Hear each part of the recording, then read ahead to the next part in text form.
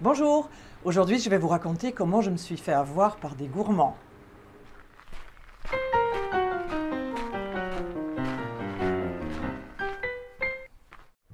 Bienvenue à la roseraie du château de Cannan. Aujourd'hui, en regardant mon rosier Narrow Water et en le comparant surtout avec celui qui est à côté, je me suis demandé comment ça se faisait qu'il n'était pas en fleurs du tout. Et je me suis rendu compte qu'on s'est bien fait avoir parce qu'en fait, ces pousses que j'ai soigneusement attachées depuis le printemps, que j'ai choyées, et j'étais très contente d'avoir des pousses aussi vigoureuses, eh bien ce sont tout simplement des pousses gourmands, c'est-à-dire des pousses qui partent du porte-greffe et qui ne sont absolument pas des pousses de Narrow Water. Donc il faut intervenir au plus vite. Et je m'en veux un peu de n'avoir rien vu venir parce que faire la différence entre une pousse de gourmand et la pousse de notre rosier, ce n'est vraiment pas compliqué. Je vais vous expliquer. La majorité des rosiers que vous trouvez dans le commerce sont greffés sur des porte-greffes, c'est-à-dire que votre rosier est en réalité composé de deux rosiers. La partie qui se retrouvera sous terre est le porte-greffe, un rosier qui va apporter ses qualités à notre rosier, comme par exemple une plus grande vigueur, une adaptation à différents types de sols ou à de différentes situations climatiques. Et la partie haute, le greffon, est celle que nous voyons, c'est-à-dire notre rosier choisi, celui qui va apporter ses fleurs, ses branchages, etc. Et les deux rosiers sont reliés au point de greffe. Mais il arrive parfois que le rosier sauvage réussit à former son propre rameau. Et celui-ci partira toujours sous le point de greffe, depuis la base ou depuis une grande racine. Et même si parfois on se fait avoir pendant quelques semaines, on finit toujours par remarquer que cette nouvelle pousse a une couleur bien différente, comme vous le voyez clairement dans cet exemple. Et ce n'est pas une question de nombre de folioles, comme on l'entend souvent dire, car aussi bien les gourmands que les greffons, nos rosiers, peuvent avoir un nombre de folioles très varié. Il vaut mieux regarder l'aspect, et ici on le voit très nettement, c'est absolument pas la même chose. Un autre indice qui aurait pu me mettre la puce à l'oreille, ce sont ses fruits.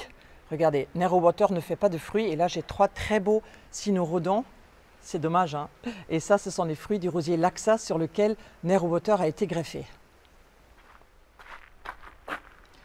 Je vais commencer par bien identifier donc les pousses gourmandes. Alors j'en vois une ici et je vais la défaire et déjà la couper un peu plus court.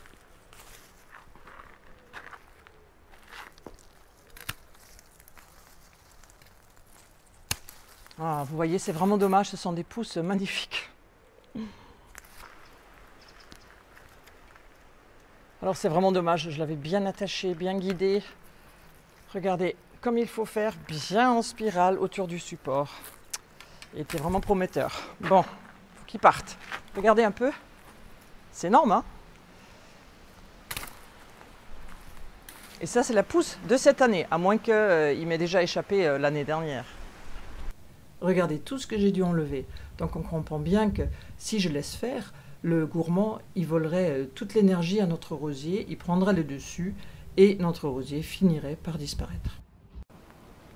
Si la pousse était plus petite, je l'arracherais avec toutes mes forces. Il faut vraiment essayer de la faire partir du plus bas possible et de préférence vraiment arracher du porte-greffe. Bon, là je vais faire au mieux, je vais prendre mes sécateurs et je vais essayer de la tailler quand même le plus bas possible.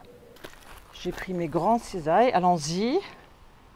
Et j'espère que je vais pouvoir couper vraiment.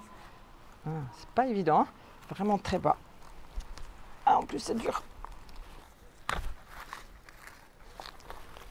Bon, ce n'était pas évident et je fais un vrai massacre, mais vraiment j'avais pas de prise et j'arrivais pas à couper. Bon, je vais essayer d'arranger ça un petit peu mieux, mais c'est vrai que c'est pas top. J'ai taillé également à cet endroit-là, donc il y avait 3 départs que j'ai dû supprimer. Et maintenant, vous voyez, le vrai départ de Narrow Water se trouve ici. Et à partir de là, voilà, ça c'est ma plante. Ça, c'est mon rosier grimpant qui, du coup, est resté encore plus petit. Plus petit que son frère qui a déjà bien grimpé.